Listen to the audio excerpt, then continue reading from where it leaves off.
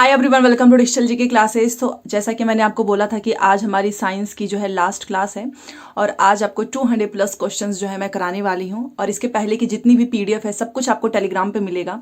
और तो चलिए बिना टाइम वेस्ट किए स्टार्ट करते हैं। एंड सच में अगर आपको ये मेहनत पसंद आती है तो एक लाइक जरूर कीजिएगा।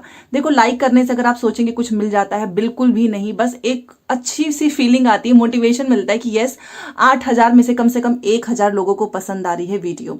तो प्लीज अगर आपको पसंद आए तो आप कर सकते हैं। एंड कल के आपको पता ही कि साइंस कंप्लीट हो जाएगा आज। अब कल से आपका जीएस वाला पोर्शन जो कि हिस्ट्री, ज्योग्राफी, पॉलिटी, ये स्टार्ट हो जाएगी। ठीक है, तो क्योंकि मैंने इंडियन नेशनल मूवमेंट करा ही दिया है, साइंस भी हो गया है, बस कुछ चीजें बाकी हैं, वो भी आपका कंप्लीट हो जाएगा। तो चलिए वीडियो स्टार्ट करते हैं और सब कुछ आपको मेरे टेलीग्राम पे मिलेगा। तो टेलीग्राम का लिंक कॉमेंट सेक्शन में दिया गया है, वहां से आप ज्वाइन हो जाइएगा एंड पीडीएफ डाउनलोड कर ले। तो कल जो है हमने 150 तक किया था, आज हमारा 151 से क्वेश्चन है। कम समय में ज्यादा क्वेश्चन करेंगे। जैसे कि लिखा हुआ है कि जीवाणु जो बैक्टीरिया है इसकी खोज किसने की है, तो इसकी खोज की है ल्यूवेनहॉक ने। और एक कई बार क्वेश्चन पूछा गया है, इसीलिए आपको ध्यान रखना है। ल्यूवेन कहीं पे हुक लिखा होता है, कहीं पे ल्यूवेनहॉक लिखा होता है, तो ये आपको याद रखना है। और अगला क्वेश्चन है कि लाइकेन में क्लोरोफिल युक्त पार्टनर एक साथ रहते हैं, ऐसा क्यों? तो वो कौन, सबसे पहले तो नाम बताइए। तो वो है शैवाल और कवक, मतलब एल्गी एंड फंगस। ये आपको पता है, ये एक साथ रहते हैं। अब ये क्या है भाई, ये इसका एक्सप्लेनेशन देखेंगे और यहां से क्वेश्चंस बनते हैं। तो जिसको आप एल्गिन फंगस को हम हिंदी में बोलते हैं शैवाल और कवक, और ये लाइकेन में एक क्लोरोफिल युक्त पार्टनर एक साथ रहते हैं। तो यहां पर आप देख सकते हैं कि सबसे पहले लाइकेन, यहां पर देखिए, यह शैवाल और कवक के बीच जो है सहजीवी संबंध है, ये भी ध्यान रखना है। क्वेश्चन पूछता है कि कैसा संबंध है। सहजीवी कवक जो है शैवाल को बढ़ने के लिए एक स्थिर सतह प्रदान करता है। शैवाल प्रकाश संश्लेषण के माध्यम से दोनों सहभागी के लिए भोजन का उत्पादन करते हैं। उसके बाद से कवक और जीवाणु में देखिए, कभी कभी लाइकेन में जीवाणु ही नहीं साइनोबैक्टीरियम भी पाया जाता है। तो ये क्वेश्चन भी एक बार साइनोबैक्टीरियम से क्वेश्चन पूछा है, इसलिए याद रखना कि लाइकेन में जीवाणु ही नहीं, कभी कभी आपको साइनोबैक्टीरियम भी जो है मिलता है। साइनोबैक्टीरिया क्या है? तो ये एक प्रकार का प्रकाश संश्लेषक जीवाणु है। ठीक है, याद रखिए, जो साइनोबैक्टीरिया है वो क्या है? एक प्रकार का जो है प्रकाश संश्लेषक जीवाणु है। और ये शैवाल और विषाणु, ठीक है। विषाणु क्या है? तो एक परजीवी है और यह आमतौर पर अपने परपोषी पर जीवित रहते हैं। तो बेसिकली अगर आप ये सारी चीजें ध्यान रखेंगे तो स्टेटमेंट वाले भी क्वेश्चंस आपसे गलत नहीं होगा। और जो शैवाल और कवक होते हैं, आपको पता है इनके बीच में कौन सा संबंध है? सहजीवी संबंध है। ठीक है, चलिए अगला क्वेश्चन देखिए। कवक जो है पौधों में नहीं पाए जाते हैं। तो पौधों के विपरीत कवक में जो हरा वर्णक होता है, पर्णहरित का मतलब क्लोरोफिल, नहीं होता है और इसलिए प्रकाश संश्लेषण में असमर्थ होते हैं। तो जो कवक है वो पौधों में नहीं पाया जाता है। क्यों? क्योंकि इसमें जो पर्णहरित हम जिसको बोलते हैं, कवक में हरा वर्णक, जिसको इंग्लिश में आप क्लोरोफिल बोलोगे, ये नहीं होता है और इसलिए प्रकाश संश्लेषण में असमर्थ होता है। ठीक है, चलिए अगला क्वेश्चन देखिए। फंगस किस प्रकार का जीव है? तो ये है प्रारंभिक जीव। अब ये क्या है भाई? फंगस, जिसको हम हिंदी में कवक बोलते हैं। तो कवक जो है एक प्रारंभिक जीव है। कवक हवा में, मिट्टी में, पौधों पर और पानी में रहते हैं। कुछ कवक हवा में छोटे बीजाणुओं के माध्यम से प्रजनन करते हैं और आप बीजाणुओं को सांसों से अंदर भी ले सकते हैं या फिर हमारे शरीर पर उतर सकता है। तो बेसिकली जो फंगस होते हैं वो क्या है? वो एक प्रकार का प्रारंभिक जीव है। ठीक है, चलिए अगला क्वेश्चन देखिए। सर्वाधिक उपयोग में आने वाला एंटीबायोटिक पेनिसिलिन का उत्पादन किया जाता है एक फफूंद से। ठीक है, antibiotic penicillin green mould Penicillium notatum नामक कवक से प्राप्त होता है।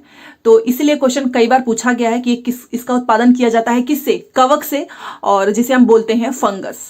तो ये क्वेश्चन याद रखिएगा। चलिए अब ये वाला क्वेश्चन तो मुझे ऐसा लगता है कि ऐसा कोई एग्जाम नहीं होगा जिसमें ना पूछा जाए कि अदरक तो एक तना है, जड़ नहीं है। क्यों? बताओ। क्योंकि इसमें नोह और इंट नोड शामिल हैं। इंट नोड का मतलब पोरियां होती है और नोह का मतलब गांठ। तो भाई वो तना है, जड़ नहीं है, क्योंकि उसमें क्या होता है, इंग्लिश में अगर हम बोले तो नोह और इंट नोड होता है। तो अदरक एक तना है, जड़ नहीं है, क्योंकि इसमें गांठ और पोरियां होती हैं। यह एक प्रकंद तने का एक भूमिगत रूपांतरण है। ठीक है, तो ये पॉइंट भी आपको ध्यान रखना है। चलिए अगला क्वेश्चन देखिए। एजा डायरेक्टा इंडिका का सामान्य नाम क्या है? तो वो है नीम। ठीक है, ये कुछ साइंटिफिक नेम पूछते हैं आपसे, तो आपको ध्यान रखना है। एजा डायरेक्टा इंडिका का सामान्य नाम क्या है? नीम है। किस जीव में पौधों एवं जंतुओं के लक्षण पाए जाते हैं? तो वो है युगलीना। याद रखिएगा, युगलीना में पौधों एवं जंतुओं के लक्षण पाए जाते हैं। ठीक है, चलिए अब बायोफाइट में क्या होता है? तो ये पॉइंट याद रखना कि बायोफाइट में होता है मांस एवं लिवर वट। अब ये क्या है बायोफाइट? तो वो देख लेते हैं। बायोफाइट मतलब ब्रायोफाइटा। तो देखो ये आपको ध्यान रखना है कि ब्रायोफाइटा वनस्पति जगत का एक बड़ा वर्ग है। इसके अंतर्गत वे सभी पौधे आते हैं जिनमें वास्तविक संवहन ऊतक, जिसको हम बोलते हैं वैस्कुलर टिश्यू, नहीं होते हैं। जैसे कि आपका मोसेस हो गया, आपका हॉर्नवर्ट हो गया, आपका लिवरवर्ट हो गया, ये सब क्या है, एक ब्रायोफाइट है। इसमें वैस्कुलर टिश्यू नहीं होता है। ठीक है, तो अगर आपसे पूछे, बहुत सारे ऑप्शंस दिए होंगे, तो उसमें से आपसे पूछेगा कि ब्रायोफाइटा कौन सा है, तो मैंने सारे नाम बताए हैं। इसमें क्या होता है, वैस्कुलर टिश्यूज नहीं होते हैं। जैसे कि आपको लिवरवर्ट हो गया, मोसेस हो गए, हॉर्नवर्ट्स, तो ये सारा एक्सप्लेनेशन में नाम भी याद रखना, क्योंकि इसमें से कुछ भी आपसे पूछा जा सकता है। और रीजन यही है कि इसमें वैस्कुलर टिश्यूज नहीं होते हैं। ठीक है, चलिए अगला क्वेश्चन देखिए। तंबाकू की पत्तियों से निकलने वाला अल्कोलाइड क्या होता है, तो वो है निकोटीन। और ये भी आपको याद रखना है, वैसे तो ये आसान सा है। मलेरिया की दवा कुनैन किससे प्राप्त की जाती है, 1000 बार क्वेश्चन पूछा गया है कि सिनकोना के पौधों से मलेरिया की दवा प्राप्त की जाती है। ठीक है, नेक्स्ट क्वेश्चन, सबसे लंबा जीवित वृक्ष है, तो वो है हमारा सिकोआ। कई बार क्वेश्चन पूछा गया है कि सिकोआ क्या है, तो ये सबसे लंबा जीवित वृक्ष है। चलिए अगला क्वेश्चन देखिए। मटर पौधा क्या है, तो मटर का पौधा जो है वो एक शाक है। ठीक है, नेक्स्ट क्वेश्चन है कि कीट सांस लेते हैं, कैसे लेते हैं, तो ये लेते हैं श्वास रंध्र द्वारा। ये भी क्वेश्चन पूछा गया है कि किसके द्वारा सांस लेते हैं, तो श्वास रंध्र द्वारा। नेक्स्ट क्वेश्चन, किस वर्ग के जंतुओं का जो प्रगुहा, जिसे इंग्लिश में सिलोम बोलते हैं, ये रक्त से भरा होता है, वो होता है ऑर्थोपोडा। इसमें कौन कौन से आते हैं जंतु, आप कमेंट करके मुझे बताएं। वैसे तो बहुत आसान सा नाम है, बट बताइएगा। अगला क्वेश्चन देखिए, कौन सा एक ऐसा प्राणी है जिसमें रक्त नहीं होता परंतु वो सांस ले लेता है, तो वो होता है हाइड्रा। इसमें क्या है ना, ब्लड नहीं होगा फिर भी ये सांस ले लेता है। और ये वन लाइनर क्वेश्चंस ये बहुत पूछे जाते हैं एग्जाम में, साइंस में बेसिकली। ठीक है, चलिए नेक्स्ट क्वेश्चन देखिए। एक रानी मधुमक्खी किस प्रकार के अंडे देती हैं, तो दो प्रकार से देती हैं। एक से बनते हैं रानी और कार्यकर्ता, तथा दूसरे से बनते हैं ड्रोन। इसका एक्सप्लेनेशन मैंने दिया हुआ है कि निषेचन से प्राप्त अंडे रानी और श्रमिक लार्वा पैदा करते हैं, जहां अनिषेचित अंडे से नर ड्रोन मधुमक्खियां पैदा होते हैं। हालांकि अंडों के लिए 3 दिन का समय लग सकता है, अतः 2 प्रकार के अंडों का उत्पादन हुआ, एक रूप रानी और श्रमिक, और दूसरा रूप है ड्रोन। तो ध्यान रखना, एक आपका है रानी और कार्यकर्ता, तथा दूसरे से बनते हैं ड्रोन। तो अगर आपसे पूछे कि रानी मधुमक्खी किस प्रकार के अंडे देती है, तो 2 प्रकार से। ठीक है, चलिए अगला क्वेश्चन देखिए। लिवर फ्लूक किसके पित्त वाहिनी में होता है, तो वो हो जाएगा हमारा भेड़। ठीक है, ये भी याद रखिए। किस स्तनपायी जीव के हृदय में कितने कोष्ठ होते हैं, ये किस नहीं है यहाँ पे बस है स्तनपायी जीव के हृदय में कितने कोष्ठ होते हैं, तो वो 4 होते हैं। कौन कौन सा, तो देखिए 4 होते हैं। जैसे कि स्तनपायी हृदय में 4 कक्ष, आपका 2 आलिंद हो गया और 2 निलय। ठीक है, स्तनधारी और पक्षियों में हृदय 4 कक्षों में विभाजित होता है, 2 आलिंद और 2 निलय। तो ध्यान रखिएगा, जो स्तनधारी और पक्षियों में जो हृदय जो है कितने में, 4 कक्षों में विभाजित होता है। आपका 2 आलिंद हो जाएगा और 2 निलय, ये नाम भी याद रखना। ठीक है, चलिए अब जुगनू तो हम बहुत सारे देखते हैं ना समर में बहुत सारा, तो ये क्या है, ये भी क्वेश्चन पूछा गया है। तो जुगनू या फिर जिसे हम खदियोत बोलते हैं, ये कीटों का एक परिवार है। इनके पंख होते हैं, ये जीव दीप्ति मतलब लाइट आपने देखा होगा ना, ये उत्पन्न करके अपने संगी को आकृष्ट करते हैं, या दूसरे जानवरों का शिकार करने के लिए भी इसका यूज करते हैं। वो जो लाइट रिफ्लेक्ट होता है उसी के द्वारा, और इनके द्वारा उत्पन्न प्रकाश जो है वो पीला, हरा, लाल आदि हो सकता है। तो ये भी क्वेश्चन पूछा गया है। सबसे छोटा जीव जो स्वयं विकास एवं प्रजनन कर लेता है, खुद से ही कर लेता है, तो वो है हमारा माइकोप्लाज्मा। ठीक है, तो ये सबसे छोटा जीव है, ये खुद से अपना डेवलपमेंट, अपना प्रजनन करने में समर्थ है।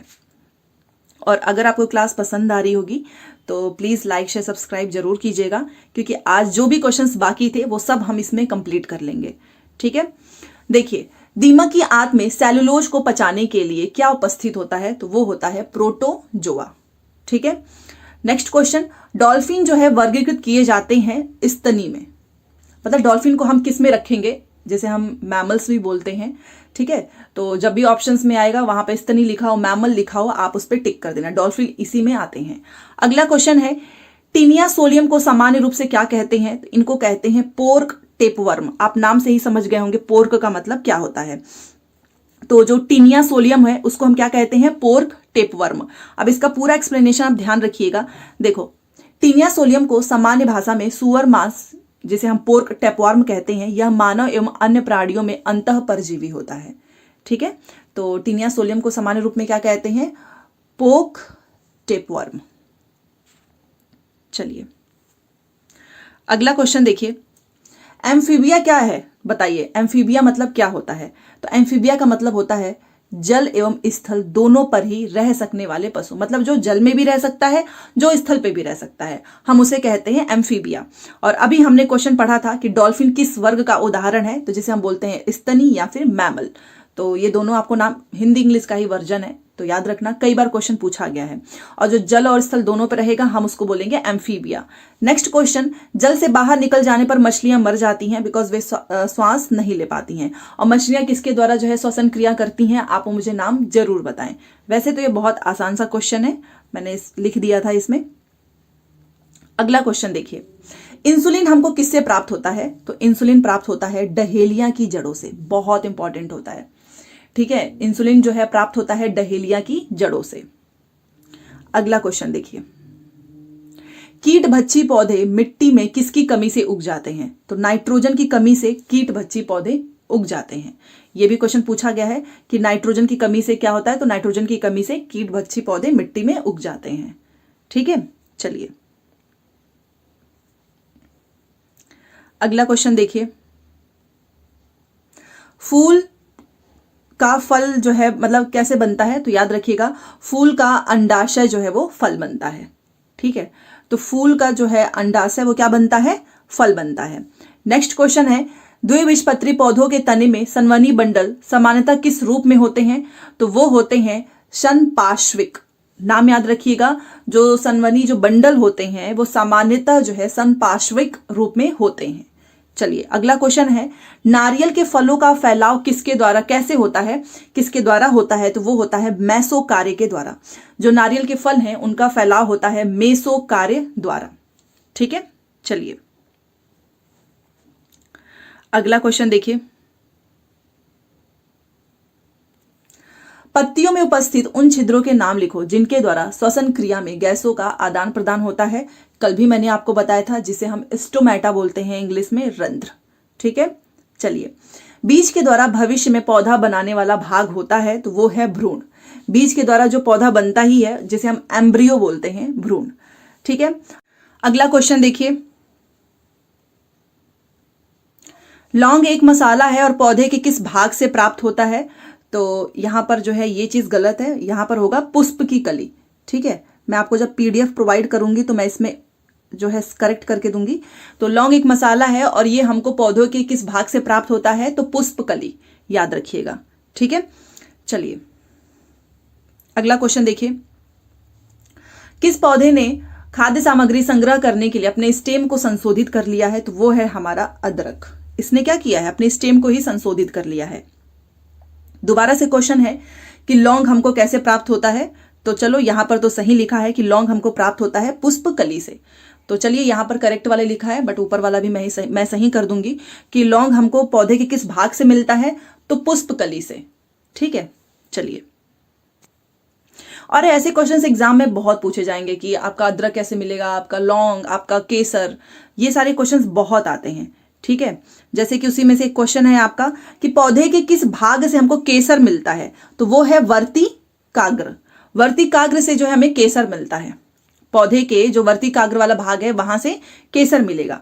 पौधे का कौन सा भाग फूल बनने का उद्दीपन ग्रहण करता है? तो वो है जो हरा वाला होता है, जो पर्ण जिसे हम बोलते हैं। ठीक है, वो है, तो ये पौधे का ये भाग है पर्ण, जिससे कि फूल बनने का उद्दीपन ग्रहण करता है। अच्छा, कुछ चीजें आपको बहुत डिटेल में नहीं पढ़नी है, इसीलिए जहां पे जरूरी है मैंने वही चीज लिखा है, क्योंकि एक तो समय बहुत कम है और हमको पीएचडी करनी नहीं है, एग्जाम क्रैक करना है। और बीपीएससी का एग्जाम पैटर्न ऐसा रहता है ना कि टू द पॉइंट वाले आंसर्स बहुत पूछे जाते हैं। ठीक है, तो आप भी बहुत डीप में मत चले जाना कि एक ही सब्जेक्ट पढ़ते रह जाओ। अगला क्वेश्चन देखो कि जो भ्रूण है जिसे हम एम्ब्रियो बोलते हैं वो किससे मिलता है? तो वो मिलेगा हमको, ये प्लांट वाला हम लोग टॉपिक कर रहे हैं ना, तो बीज में मिलेगा। वहां पे बीज लिखा रहेगा, आपका फूल लिखा रहेगा, बहुत सारे पॉइंट रहेंगे, बट याद रखना कि पौधे के भाग में एम्ब्रियो हमको किस में मिलता है? तो बीज में मिलता है। ठीक है, प्लांट में। तो ये बीज हो गया। अगला क्वेश्चन, ये हमारा प्लांट वाला टॉपिक चल रहा है क्योंकि यही लास्ट में बचा था आपका। अगला क्वेश्चन देखो, जीवन चक्र की दृष्टि से पौधे का सबसे इंपॉर्टेंट जो पार्ट है वो कौन सा है, तो वो है पुष्प। क्यों? क्योंकि यही जो है बाद में फल बनता है। ठीक है, तो याद रखिएगा पुष्प बहुत इंपॉर्टेंट होता है बिकॉज ये बाद में जाकर फ्रूट बन जाता है। चलिए अगला क्वेश्चन, संसार का सबसे बड़ा पुष्प कौन सा है, तो वो है रेफलेसिया। नाम याद रखना, और ये question UP TET, UK TET हर एक एग्जाम में पूछा गया है कि सबसे बड़ा पुष्प कौन सा है, रेफलेसिया। चलिए अगला क्वेश्चन देखते हैं, किस हार्मोन के कारण जो स्टोमेटा है, जिसे हम रंध्र बोलते हैं, वो बंद हो जाता है, तो वो है हमारा ABA। अब ये क्या है भाई, तो चलो देख लेते हैं। देखो एबेसिक अम्ल जो है पहला वृद्धि अवरोधक है। ABA की जो खोज है जिसके कारण रंध्र बंद हो जाता है, ये बेनेट क्लार्क और केफर्ड ने किया था। ABA को तनाव हार्मोन के रूप में भी जाना जाता है क्योंकि यह पौधों को प्रतिकूल परिस्थितियों से बचाता है। ABA के कारण पानी के तनाव की स्थिति में रंध्र जो है वो बंद हो जाते हैं। तो ये जो ABA हार्मोन है इसी के कारण जो स्टोमेटा है वो बंद हो जाता है। और याद रखिएगा हम प्लांट वाला टॉपिक्स कर रहे हैं तो ये उसी से रिलेटेड है। ठीक है, चलिए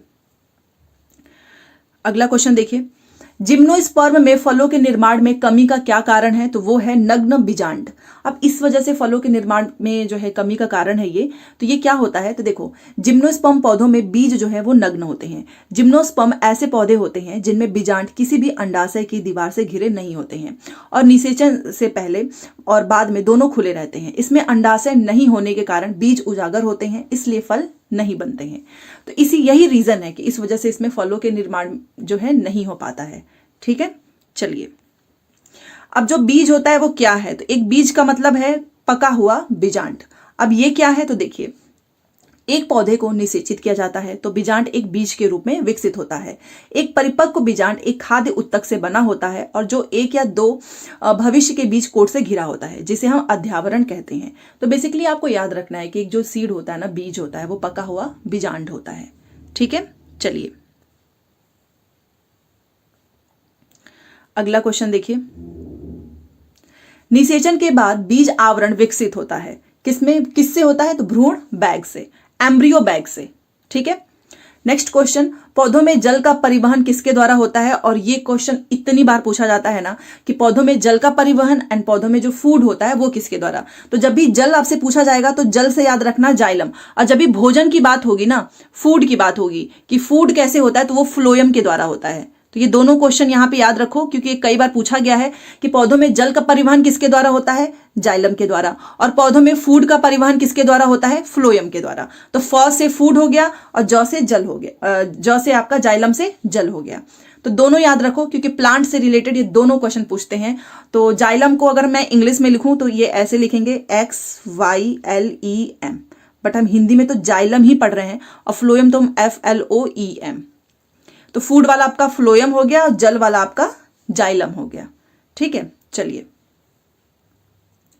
अगला क्वेश्चन देखो, सक्शन पुल मतलब जो ऐसे खींचता है, तो सक्शन पुल के कारण पेड़ों में पानी बहुत ऊंचाई तक पहुंच जाता है। इसका रीजन क्या है, तो इसका रीजन है वाष्पोत्सर्जन। इसी की वजह से पेड़ों में जो पानी है ना काफी ऊंचाई तक पहुंचता है। ठीक है, अगला क्वेश्चन, बैक्टीरिया, माइटोकॉन्ड्रिया और क्लोरोप्लास्ट में किस प्रकार के सोम होते हैं, तो वो है हमारा 70S। यहाँ पर 70S हो सकता है, P हो सकता है, Q हो सकता है। आपको याद रखना है कि बैक्टीरिया, माइटोकॉन्ड्रिया एंड क्लोरोप्लास्ट में 70S प्रकार के सोम होते हैं। ठीक है, चलिए अगला क्वेश्चन देखिए, पौधे अपना पोषक तत्व मुख्यतः किससे प्राप्त करते हैं, तो मिट्टी से। ठीक है, मिट्टी से अपना पोषक तत्व प्राप्त करते हैं। पौधों को हम क्या कहते हैं, तो पौधों को हम कहते हैं संकर पौधा। ये भी क्वेश्चन पूछा गया है। अगला क्वेश्चन मैं आपको फास्ट करवा रही हूं क्योंकि यहाँ पे टाइम वेस्ट करने का मतलब नहीं है कि 200-250 क्वेश्चंस को मैं 1 घंटे में खींचूं। आधे घंटे 20 मिनट में हो जाए, ज्यादा सही रहेगा। रात के समय में यह सलाह दी जाती है कि पेड़ों के नीचे ना सोए। पहले तो ये बोलते थे कि भूत आ जाएगा, इस वजह से नहीं सोना चाहिए, बट इसका साइंटिफिक रीजन क्या है कि पेड़ जो है ना कार्बन डाइऑक्साइड को मुक्त करता है, वो हमारे लिए काफी हानिकारक है। इस वजह से ये सलाह जो है एडवाइस दिया जाता है कि देखो भाई रात में पेड़ के नीचे ना सो। ठीक है, क्योंकि वो पेड़ जो है ना कार्बन डाइऑक्साइड को मुक्त करते हैं, इस वजह से। चलिए अगला क्वेश्चन देखो, फूलों के प्रजनन तंत्र होते हैं किस में होते हैं? तो पुंकेसर और गर्भकेसर। जो पुंकेसर और गर्भकेसर जो है वो फूलों के प्रजनन तंत्र होते हैं। ठीक है, चलिए।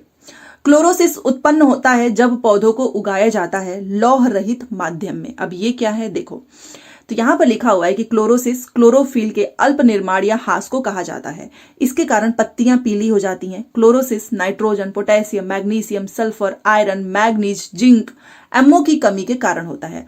तो क्लोरोसिस उत्पन्न होता है। क्लोरोसिस का मतलब ये ना कि क्लोरोफिल के अल्प निर्माण या हास जिसको हम कहा जाता है, और इसकी वजह से जो प्लांट्स के जो लीव्स होते हैं ना वो पीले हो जाते हैं। ठीक है, तो इन्हीं की कमी के कारण होता है, जिसमें से आपका यहां पर लिखा है कि लौह रहित माध्यम से, कुछ भी इसमें से लिख दे तो आप उसको सही लगा के आना। ठीक है, इसलिए मैंने सारे नाम यहां पर लिख दिया है। अगला क्वेश्चन देखो,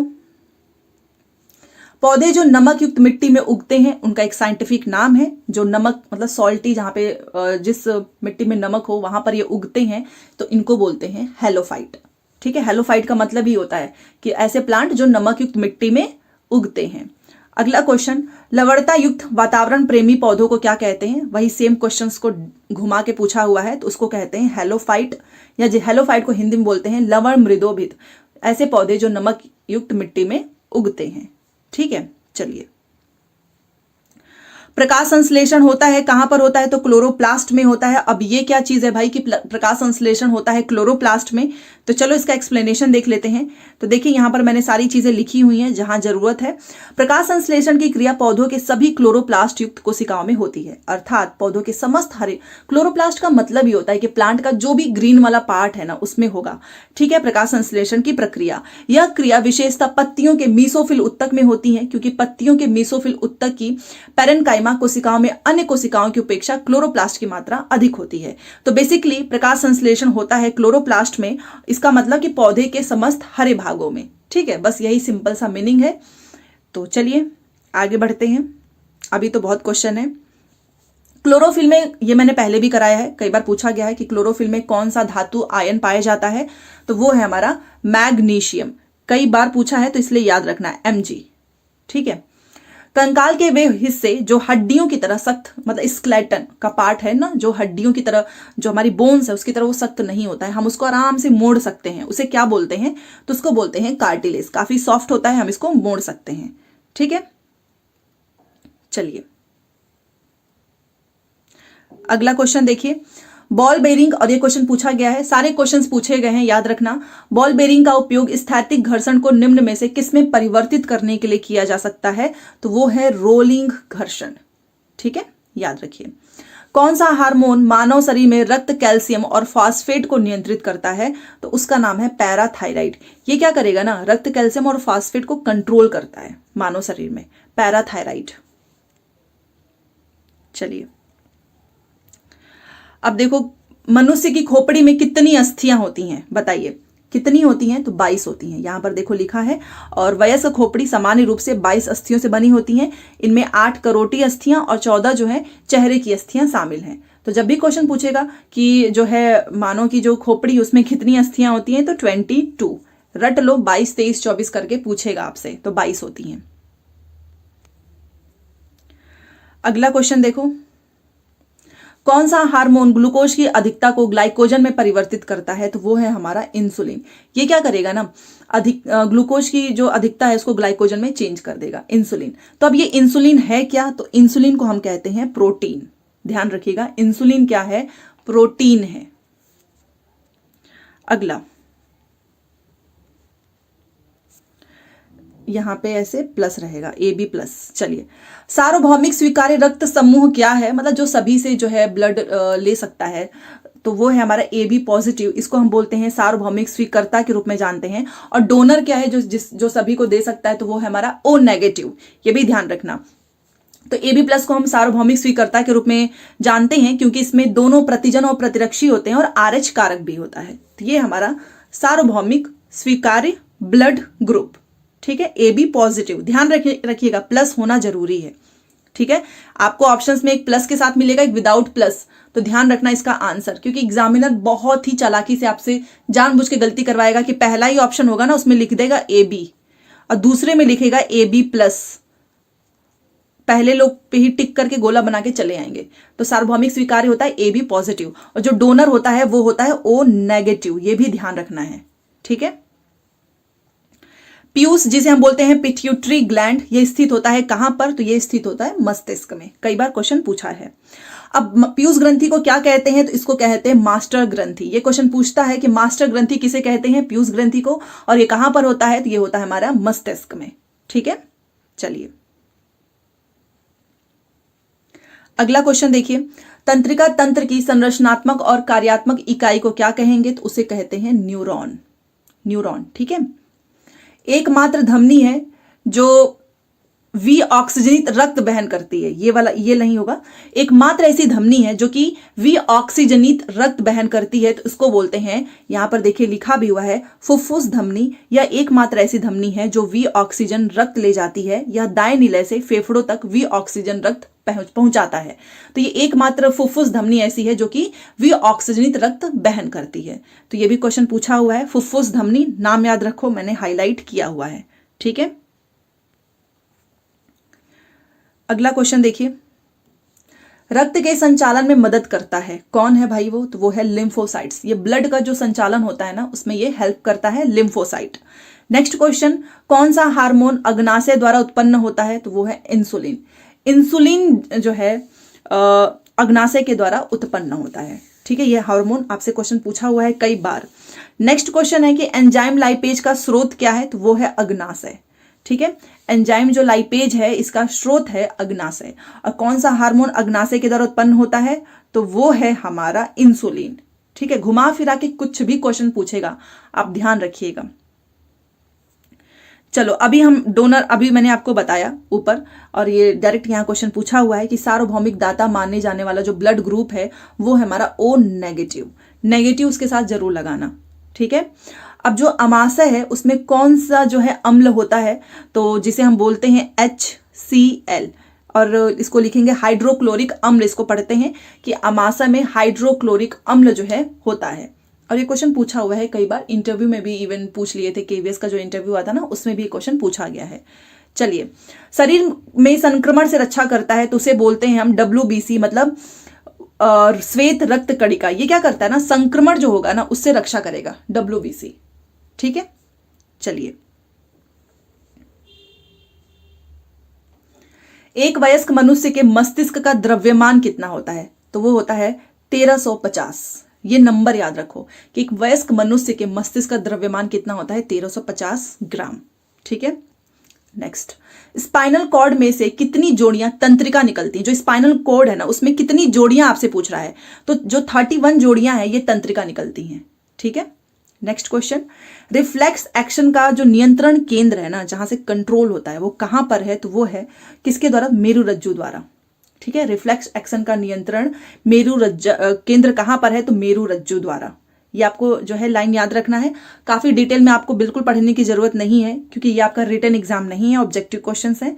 तो जितना आपसे हो पाए आप उतना कर लेना, बिकॉज टाइम भी तो नहीं है ना ज्यादा, 7 से आपका पेपर ही है। अगला क्वेश्चन, और एक दिन एक ऐसी क्लास होगी जिसमें सारे सब्जेक्ट्स आपके science, Indian national movement, geography, history, polity, वो वाली भी क्लास आएगी। वो हमारा लास्ट क्लास होगा जहां से आपका रिवीजन हो जाएगा। ठीक है, नेक्स्ट क्वेश्चन देखो, शरीर का तापमान किसके द्वारा नियंत्रित होता है? नियंत्रण मतलब कंट्रोल होता है, तो वो है हाइपोथैलेमस। क्वेश्चन पूछा गया है। अगला क्वेश्चन, गुर्दे की पथरी मुख्यतः बनती हैं, किससे बनती हैं? कैल्शियम ऑक्जेलेट से। और ये मैंने ऑलरेडी पढ़ाया हुआ है, कैल्शियम ऑक्जेलेट गुर्दे की पथरी मुख्यतः इससे बनती है। नेक्स्ट क्वेश्चन, मानव शरीर में ज्यादातर पाचन कहां पर पाया जाता है? तो छोटी आंत में। इसकी लंबाई कितनी होती है? आप मुझे कमेंट करके बताएं, क्योंकि ये क्वेश्चन पूछा गया है, छोटी आंत की लंबाई कितनी होती है, बताइएगा जरूर। कल हम लोगों ने पीएच के बारे में पढ़ा था, और जो उसमें मैं आपको ऑलरेडी मैंने वो करेक्ट करा दिया था। तो देखो, मानव रक्त के पीएच का मान कितना होता है? ब्लड, हम लोगों ने कल देखा था कि 7 जो होता है ना वो प्योर वाटर का होता है पीएच वैल्यू, मतलब प्योर वाटर की पीएच वैल्यू कितनी होती है? 7 होती है। सेम उसी तरीके से ब्लड का पीएच वैल्यू कितना होता है? तो वो होता है, आपको पता होना चाहिए, 7.4। याद रखिएगा, लगभग होता है 7.4। अब ब्लड की बात कर रहे हैं, तो एक स्वस्थ वयस्क मनुष्य में रक्त का कुल परिमाप कितना होता है? तो वो होता है 5 से 6 लीटर। ठीक है, नेक्स्ट क्वेश्चन, यकृत एवं जिसे हम लीवर बोलते हैं मांसपेशियों में ऊर्जा जमा होती है, किस रूप में होती है? तो ग्लाइकोजन के रूप में। यकृत और मांसपेशियों में ऊर्जा ग्लाइकोजन के रूप में जमा होती है। चलिए नेक्स्ट क्वेश्चन देखो, किसकी कमी से मनुष्य में मधुमेह मतलब शुगर हो जाता है? आज के समय में तो ये बहुत कॉमन हो गया है, जिसे देखो वो कंट्रोल पे एकदम रहते हैं, शुगर हो जाता है इस वजह से। तो किसकी कमी से होता है? तो इंसुलिन की कमी से। और फिर जिसको भी शुगर होता है, आपने देखा होगा उनको इंसुलिन का इंजेक्शन भी लगाया जाता है। तो इंसुलिन की कमी से मनुष्य में मधुमेह हो जाता है। अगला क्वेश्चन आसान है कि मानव शरीर में जो हड्डियां होती हैं उनकी संख्या कितनी है? तो 206। ठीक है। रक्तदाब का मापक यंत्र कौन सा है बताइए? रक्तदाब नहीं, रक्तचाप होना चाहिए था, मतलब जो जिसे हम बोलते हैं ना बीपी। तो ये एक मिनट, इसको मैं सही करूं, यहां पे होना चाहिए रक्तचाप। वैसे तो आप समझ जाएंगे क्योंकि नीचे लिखा हुआ है। ठीक है, नीचे तो सही लिखा हुआ है ना। एक मिनट देखो, तो जो रक्तचाप होता है इसका मापक यंत्र कौन सा है? तो वो है इसको मापने का जिसे हम बोलते हैं स्फेग्नोमीटर। यहां पर ध्यान दीजिएगा, मैंने हटा दिया, हाईलाइट किया हुआ है स्फेग्नोमीटर। रक्तचाप को मापने वाले यंत्र को रक्तचाप मापी, या फिर हम इसको इंग्लिश में बोलते हैं स्फेग्नोमीटर। नाम याद रखना क्योंकि बहुत इंपॉर्टेंट है, कई बार पूछा गया है। अगला क्वेश्चन देखिए, किस वैज्ञानिक चिकित्सक ने पहली बार टीकाकरण की शुरुआत हुई थी? और ये पहला किए थे इन्होंने, एडवर्ड जेनर ने। तो इसलिए ये इंपॉर्टेंट है क्योंकि इन्होंने पहली बार टीकाकरण की शुरुआत की थी एडवर्ड जेनर ने, वो भी 1796 में। किसका किया था ये भी याद रखो, चेचक, जिसे हम स्मॉल पॉक्स बोलते हैं, इस टीके की खोज की थी इन्होंने। तो ये क्वेश्चन पूछता भी है कि चेचक के टीके की खोज किसने की थी? तो एडवर्ड जेनर। या फिर पहली बार टीकाकरण की शुरुआत किसने की थी? Edward Jenner. घुमा फिरा के कुछ भी पूछे याद रखना। निमोनिया एक संक्रमण है, किसका है? किस पे अफेक्ट होता है बताइए? फेफड़ों का। ठीक है, चलिए अगला क्वेश्चन देखो, थैलेसीमिया एक आनुवंशिक रोग है, जेनेटिक है, जो कि प्रभावित करता है रक्त को। मतलब कि अगर हाथ वाथ कट गया ना तो खून रुकेगा ही नहीं, वो बहता रहेगा बहते रहेगा। तो थैलेसीमिया एक जेनेटिक रोग है जो कि ब्लड को अफेक्ट करता है। अगला क्वेश्चन, बीसीजी वैक्सीन का इस्तेमाल किसकी रोकथाम के लिए करते हैं? तो हम करते हैं टीबी। आपको पता होगा, इसलिए मैंने यहां पर पूरा लिखा हुआ है क्योंकि ये पूछा गया है। बीसीजी का फुल फॉर्म बैसिलस कैलमेट गुरीन। इसका जो टीका है, ये एक टीका है जो कि मुख्यतः टीबी की रोकथाम के लिए उपयोग करते हैं। तो याद रखना, बीसीजी का जो हम किसकी रोकथाम के लिए यूज करते हैं? टीबी का जो टीका होता है उसके लिए। और ये फुल फॉर्म याद रखना, बैसिलस कैलमेट गुरीन। कई बार पूछा गया, ये एक वैक्सीन है, ये जो लगता है। ठीक है, चलिए अब आपको पता होगा कि बहुत सारे लोगों को पीलिया हो जाता है। तो क्यों होता है, किसकी वजह से ये फैल जाता है? तो जल की वजह से। ठीक है, कई बार पानी अच्छा नहीं पीते हैं, उस वजह से भी होता है। एड्स जो है वो किसके कारण होता है? तो वायरस, विषाणु के कारण। एक्वायर्ड, इसका फुल फॉर्म क्या होता है आप देख लीजिए, एक्वायर्ड इम्यूनो डिफिशियंसी सिंड्रोम। ठीक है, तो किसके कारण होता है? विषाणु। अगला क्वेश्चन, अल्जाइमर रोग में मानव शरीर का कौन सा अंग प्रभावित होता है? तो याद रखना, जब भी अल्जाइमर रोग होगा उसमें मानव शरीर का जो मस्तिष्क वाला जो मस्तिष्क है वो प्रभावित होता है। और ये क्वेश्चन कई बार पूछा गया है। ठीक है, तो ये हमारा पार्ट 4 है। इसके पहले भी मैंने 3 क्लासेस ऑलरेडी लिया हुआ है साइंस की, तो वो आप जरूर देखना क्योंकि हर दिन मैंने थोड़े थोड़े क्वेश्चंस कराए हैं ताकि आपके ऊपर ज्यादा ना हो कि एक ही दिन सब कुछ पढ़ा दिया है। अगला क्वेश्चन, एंटीबायोटिक दवा का उदाहरण है। ऑप्शंस में हमेशा पेनिसिलिन मिलता है। तो याद रखना, जब भी पेनिसिलिन के बारे में पूछे तो वो होता है हमारा एंटीबायोटिक मेडिसिन। ठीक है, नेक्स्ट क्वेश्चन, मनुष्य शरीर में खून की जो शुद्धिकरण की प्रक्रिया, आपने कई बार सुना होगा ना कि डायलिसिस हो रहा है, वो क्यों होता है? इससे खून को ना शुद्धिकरण करते हैं, ये एक प्रोसेस है डायलिसिस, जिसमें जो है खून का शुद्धिकरण किया जाता है। तो जब भी क्वेश्चन पूछे कि जो हमारी बॉडी है उसमें जो ब्लड है उसके शुद्धिकरण का जो प्रोसेस होता है उसे क्या कहते हैं? डायलिसिस। अगला क्वेश्चन, चेचक का टीका कहां से बनता है? तो भेड़ों से। ये क्वेश्चन पूछा गया है और काफी इंटरेस्टिंग क्वेश्चन है। यहां पर आप देखिए कि जो चेचक, भारत में भेड़ और बकरी चेचक के टीकों के लिए रोमेनियन स्ट्रेन और रानीपेट स्ट्रेन का इस्तेमाल किया जाता है। इसके अलावा श्रीनगर स्ट्रेन से भी टीके को विकसित किया गया है। ये टीके जीवित क्षीणकृत के रूप में उपलब्ध हैं। तो चेचक का टीका कहां से बनता है? तो भेड़ों और बकरियों से भी ये बनते हैं। ठीक है, चलिए अब ये एक ऐसा क्वेश्चन पूछा था तो मैंने सोचा इसे भी नोट करना जरूरी है कि प्रकाश संश्लेषण होता है, कि प्रकाश संश्लेषण और जो श्वसन होता है वो दोनों दिन के समय पादपों में होता है और श्वसन रात में होता है। और प्रकाश मतलब ये क्वेश्चन आपसे पूछेगा कि श्वसन कब होता है, दिन में होता है कि रात में होता है, कुछ भी पूछ सकता है। तो याद रखना जो श्वसन होता है वो रात में होता है और प्रकाश संश्लेषण की जो प्रक्रिया होती है वो दिन में होता है। ठीक है, तो ये दोनों आपको पॉइंट याद रखना है। अगला क्वेश्चन, सफेद कीट एक महत्वपूर्ण कवक रोग है जो कि किसमें होता है, सरसों का। सरसों का एक ऐसा ये कवक रोग है, सफेद कीट आपको सरसों में देखने को मिलेगा। तो कुछ भी पूछे कि सरसों में जो है कौन सा एक मतलब कौन सा एक कीट टाइप का जो रोग होता है, तो वो है सफेद कीट कवक रोग है। और अभी मैंने आपको सवाल और कवक जो है पढ़ाया था, तो उसको ध्यान रखना क्योंकि वो क्वेश्चन कई बार यूपी टेट में पूछा है, यूके में पूछा है, जो यूके वाले टेट होते हैं, इवन आपका छत्तीसगढ़ वाला जो टेट हुआ था उसमें भी पूछा हुआ है। तो जो लोग भी स्टार्टिंग से नहीं जुड़े हैं तो पहले दिन वाली क्लास से जरूर जुड़ें, वहां से आपको ज्यादा समझ में आएगा। एंड ये हमारा लास्ट है, बट मैं आपको बोलना चाहूंगी कि जितनी भी क्लासेस हुई है ना, अगर आपने उतने भी अच्छे से कर लिए तो यकीन मानो 10 से 12 क्वेश्चन ही आता है, आपका पूरा कंप्लीट हो जाएगा। ठीक है, और अगर आपको क्लासेस पसंद आए तो लाइक शेयर सब्सक्राइब जरूर करें, क्योंकि अभी हमारा स्टार्ट होने वाला है हिस्ट्री, ज्योग्राफी, पॉलिटी, देन आपका कुछ जीके के क्वेश्चंस, आपको पता है ये पूछे जाते हैं, कुछ फेस्टिवल्स पूछे जाते हैं, वो सब हम कराएंगे। उसकी सीरीज कल से स्टार्ट होगी। अब ये देखो, बहुत सारे लोग होते हैं जिनको एंथ्रोफोबिया डर, ये क्या होता है? एंथ्रोफोबिया डर है पुष्पों का। जिन लोगों को एंथ्रोफोबिया होता है ना, उनको फूलों से बहुत डर लगने लगता है। एंथोस फूलों के लिए ग्रीक शब्द है, जबकि फोबिया का मतलब ही होता है डर। एंथ्रोफोबिया से पीड़ित व्यक्ति किसी भी फूल या किसी विशिष्ट प्रकार से डर सकता है। ठीक है, फूल या पौधे का कोई भी हिस्सा, तने से लेकर पत्ती तक, मतलब कोई भी जो फूल होगा ना, उसका कोई भी आप पार्ट दिखा दो वो उससे डरने लगेगा। तो एंथ्रोफोबिया डर किससे संबंधित है? पुष्प, फूल से। ठीक है, तो ये हमारा क्वेश्चन था। और आपने डिजिटल जीके क्लासेस को सब्सक्राइब नहीं किया है तो सब्सक्राइब कर लीजिए। यहाँ से आपको फ्री कंटेंट PDF आपको मेरे टेलीग्राम से मिलता है, और आप हमारे यूट्यूब के प्लेलिस्ट में जरूर जाएं, वहां पर BPSC TRE की सारी क्लासेस मैं ऐड कर देती हूँ। तो एक प्लेलिस्ट में आपको सारी क्लासेस मिल जाएंगी। तो चलिए मिलते हैं नेक्स्ट क्लास में, और प्लीज जाते जाते एटलीस्ट लाइक का बटन तो दबा ही दीजिएगा। Thanks for watching.